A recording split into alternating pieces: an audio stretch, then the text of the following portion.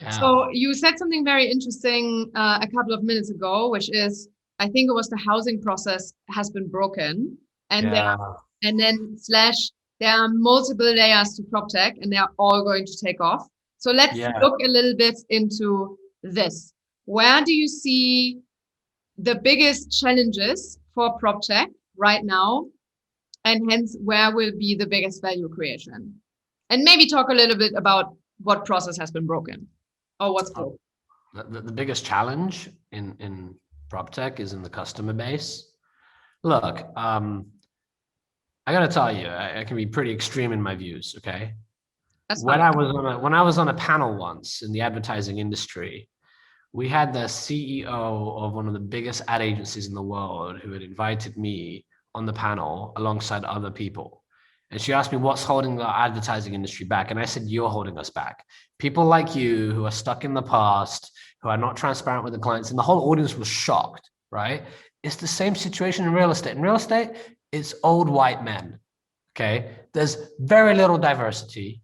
There's a lot of money being inherited by like rich college prep boys, and I don't want to like put a brush on the whole industry, right? Some folks are fantastic, but there's so much stuck in the past.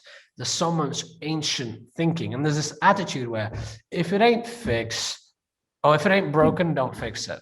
Right. I would So, go so far and say many people believe that is the problem overall in all well, industries. well, look, in real estate, more than any industry, in real estate has a big diversity problem Yeah. and a very demographic problem. Like the ownership of homes with Black people is very low, or African Americans, right? You've got a lot of wealth. A lot of wealth is concentrated and a lot of inequality. So prop tech companies have a hard time selling to this audience because the audience feels like they don't need tech.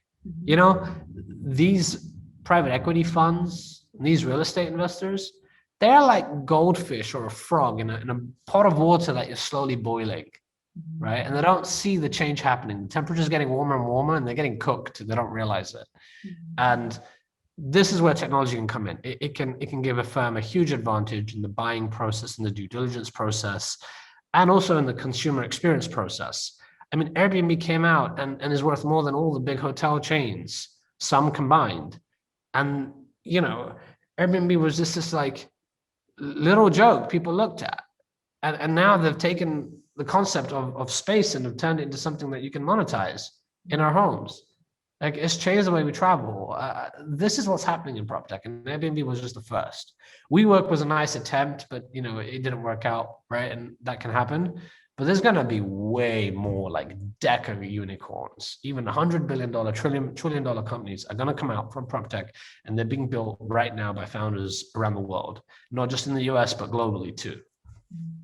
Which stakeholders are involved in fostering, and then really accelerating these kind of new unicorns in PropTech? Stakeholders, you're dealing with a big group of stakeholders here, right? You've got the government. Some governments, like in parts of Europe, are fantastic. They're giving so many grants to startups, especially prop tech startups are the recipients of a lot of grants throughout the whole European and Scandinavian region.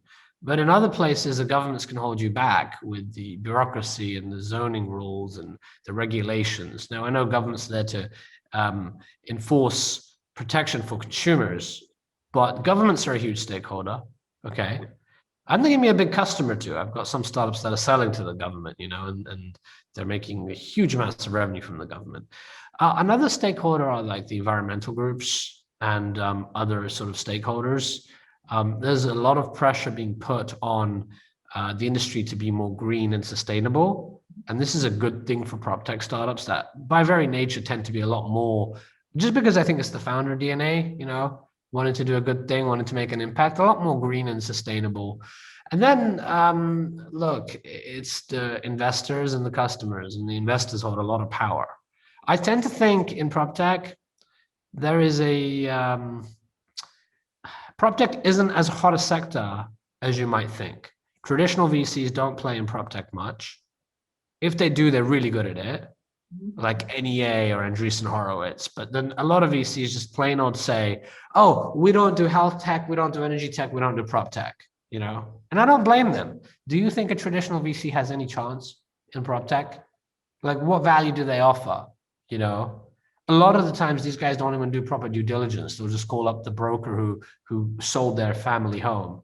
He's like, "What do you think about this workplace solution?" Well, why are you asking your friend who's a broker who sells homes in the Silicon Valley? You know, so there's that, and I think there's a lot of prop tech focused funds emerging. Like we're an example, right? I started the venture fund at Bluefield. We own real estate, so we're in a really good position to be customers of the companies we invest in. We understand it more deeper than anyone else, and you can differentiate. So in the investor ecosystem, you're seeing like investors becoming more focused. Like in this case, industry focused or stage or country focused. Or you're seeing VC funds become massive funds and becoming generalists. If you're in the middle, you're gonna die. Like it's like startups, you know, you have to have a focus. Investors and VC funds need to have a focus too. You either become really big and big giants and you do big late stage rounds and invest in everything, or you become super niche and you're the fund that invests in Berlin startups, you know, or you're the fund that does prop tech. So that's how you differentiate. And is that the reason why Bluefield Capital or your engagement in Bluefield Capital Yeah. is PropTech or property real estate Yes. only, and your family office gives money to startups across all industries? Yes, and now more so recently, I'm doing more things with Bluefield, and I'm actually realizing running a family office is exhausting. You just can't develop the industry expertise. In fact, the strategy now as a family office is who else is investing? Oh, if there's a top tier investor, I'll invest because I just don't have the bandwidth to do due diligence.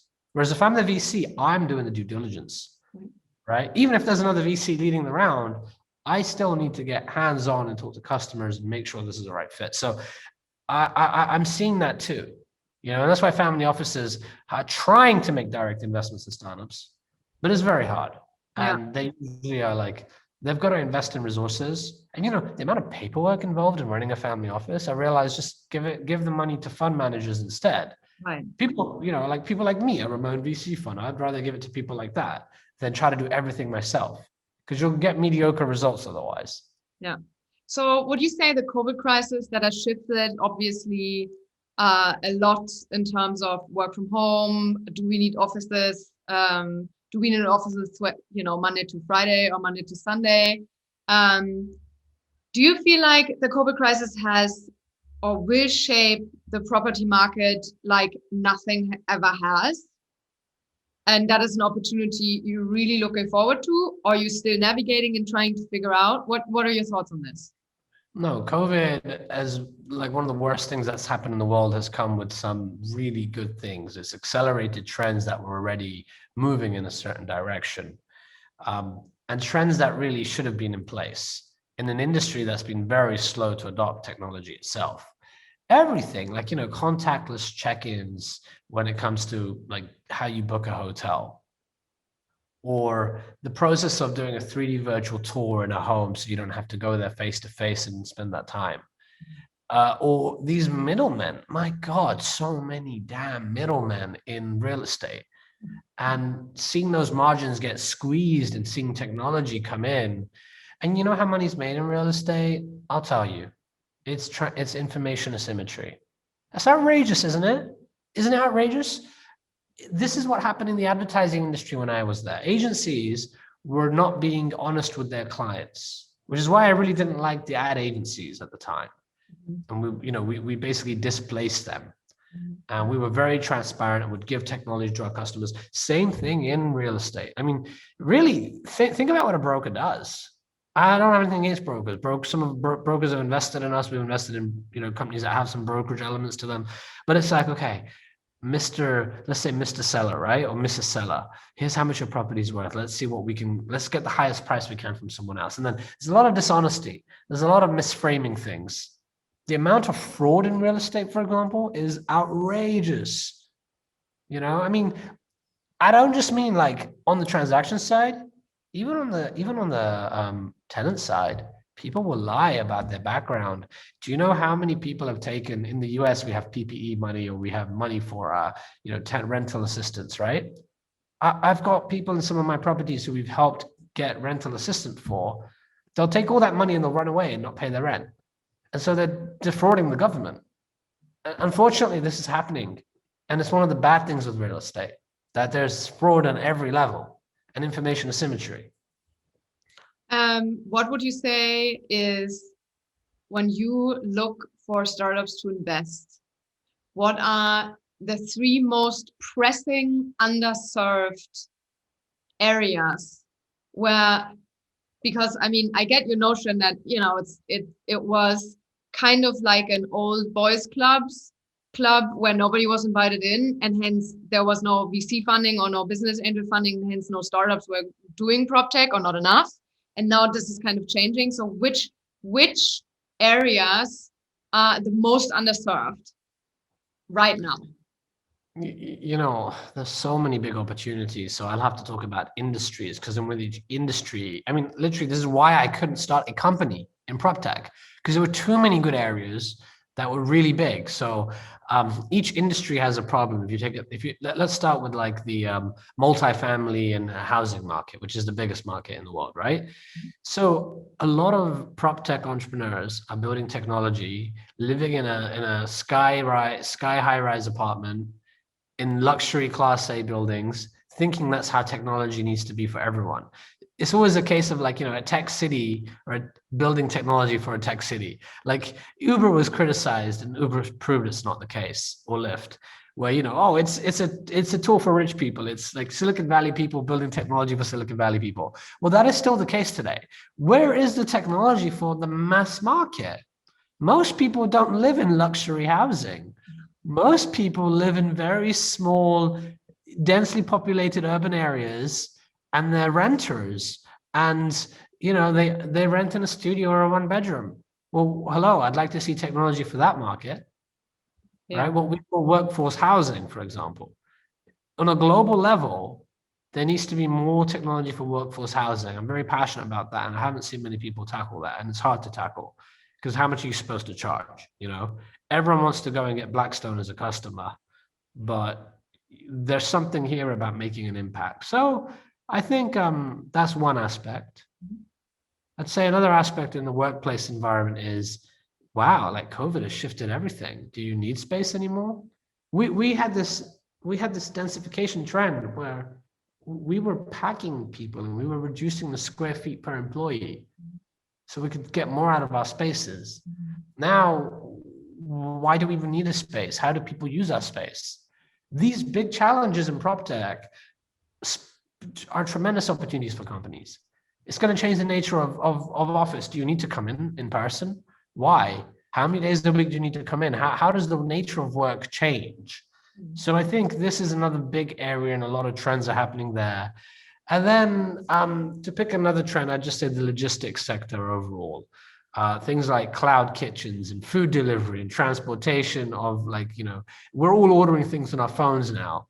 Yeah. We're all like buying things from Amazon. So warehouse space and logistics are very key. And in the future, you know, we're thinking about a future where maybe there'll be drones delivering things to your home, and there'll be a space for the drone to deliver it, right? And the way our roads are going to change completely, the way parking works, the way car ownership works. All these things are going to affect PropTech as well. If I think about the future apartment, Yeah. I think about a clean, unmessy space, which basically builds the perfect environment for me to be in. Cleans the air, detects any viruses, bacteria, mold, like, you know, or at least the walls are built in a way that mold can't exist anymore. I have my packages delivered by drones. I mean, everything is self-cleaning. I don't have to clean anymore because the rugs clean themselves, and the counters will never be dirty. The water is 30 times filtered, you know, and I possibly have a like 3D printer that prints the food that is matched to my DNA or something. And my clothes, what are you seeing, can be achieved? I think that's a very realistic vision of what the future is going to look like, and I hope it comes pretty quickly. Okay, I, tell me what your insights are. you know, I I'm going to be a bit of a dreamer here because as a VC, sometimes there's too much ambition in a startup and they've got no product market fit and it's just a bunch of like crazy ideas, right? And you've got to see product market fit. So let's focus more on sort of like the dream and the vision, and then we can talk about where the industry really is, because industry is far away from all those things you've said, to be honest. Sure. And the technology can do some of these things. It's just that the stakeholders, you were right when you asked me earlier, what about the stakeholders? The stakeholders do hold the industry back, you know? Um, Look, I think that last comment you made about your DNA and your who you are, your home is where you spend so much time, potentially even more time from now on. It needs to match to your environment. It should be taking it should be taking every measure it can take from you and adjust the music, adjust the lighting. You know, we spend a huge amount of our lives, maybe not me because I didn't sleep much. I now try to sleep more. We spend a lot of our time sleeping in the room, like, you know, the right type of lighting and the right sort of, you know, area to sleep in. And I think a vision of buildings is one where isn't that much technology in your face. You shouldn't be staring at a screen all the time, for God's sakes. It's not healthy. We weren't supposed to evolve in this way. If our buildings can bring technology without putting it in our faces and adapt to us, you know, the door opens for. I've always had this utopian vision of a toilet since I was a kid, and now it finally exists. But I haven't been to places where it exists together, right? It's like the door opens for you, you walk in, the toilet seat opens up for you. It's like a Japanese toilet. I have this in my home. It's so fun. You walk in, the toilet seat opens up for you and it's got lights on it. And it's like, oh, this feels really good, you know? And then, you know, everything's self-cleaning and you don't have to touch the faucet to dry your hands. And, you know, like you've got a Dyson Airblade, and Dyson Airblade's old, but the combination of all these things creates a really cool experience. I went to a hotel. Japan is really good at this. I went to a hotel in Japan when I was traveling for my startup, and I remember I walked into the room and the blinds opened up like this, and I was like, "Whoa, what was that? Like, what happened there?" I invested in one company that I really like. It's called Vesterboard, and what Vesterboard is doing is there's this like big screen, but it's not a screen. Okay, it's like this black board, and your family can send messages to the board, or your friends can send messages to the board. Your temperature can be on there, like the temperature today, and it's really cool because it could be a new mode of communication, and that's how home should be, like the connected home. So at some point, maybe my mum might send a message and I'll hear a noise, like a ticking noise, and I look around and there's this beautiful like quote from my mum, like, "Hey, I miss you and I miss the kids." You're like, wow, that feels beautiful. Much more impactful than this, the smartphone. So connected homes and being able to connect with each other as human beings is something really, really cool that I really like the idea of. So yeah, I definitely think that's how it should be. I think also the food we eat, you know, we should be able to. We shouldn't have to even pick up our phone and order something. Like we can easily use AI to order food for us, and it can check when supply is running low, and it can change the whole nature of the supply chain. Like, you know, your meat's about to expire, your drink's about to expire. Like all of these things, I think will make a difference, and I'll probably within reach sooner rather than later. Okay, then let's move on to looking at kind of like the long-term future of what housing fueled by PropTech should look like. Because on the one hand, we have a completely, and everybody knows this, and I think in no country it's different, a complete corrupt industry. Starts with the builders, the people who build, to, as you said, people who rent and then do not pay rent. So along the whole value, like the whole value chain, everybody, you know, like has no incentive to do this right. Okay. So then the other question is, we might build beautiful, eco-friendly, tech-driven homes, but what about the mass market? What about the cheapest version of this for people that, I mean, live in horrendous conditions right now? How can all of this evolve so that we have a utopian future in the housing field and not a dystopian, you know, bordered millionaire rows kind of version? It's already happening, and that's called like prefab modular housing. What that basically means is in a factory, you're basically churning out parts to build a home, and then the home is shipped to you or assembled on site in the same way like you might assemble IKEA furniture. It's sort of like the idea of 3D printing, but it's called, more modular homes and modular buildings and prefab units. So that's a trend. It's working very well. There's one company called Boxable that I'd invested in, and they've got $1 billion plus in pre-orders. Clients like big Fortune 500 companies and the government are spending money on these beautiful homes that you can customize, and they're like less than $50,000. And that's going to be disruptive. The fact that you can just come in, put houses up. Like, can you imagine if you could 3D print a home and a building and how you could change the building, right? It's a crazy concept, but this is already happening today. Companies are building this. So I think that's going to make a big difference to the affordability crisis that we have globally. It's going to make housing more affordable and dynamic, and it's going to change the way we use our space as well. And all of these technologies, by the way, are superior. They're wind resistant, they're fire resistant, they're more eco-friendly, they're better with energy usage. They're just 10 times, 100 times better than how things are currently. Yeah, and then also, I mean, I come from Vienna, where there are a lot of old buildings, and as we know, like old buildings are just not as nice to live in because of dirt that has been accumulated for over 100 years, in between the wooden floors and mold that you don't see and stuff like that.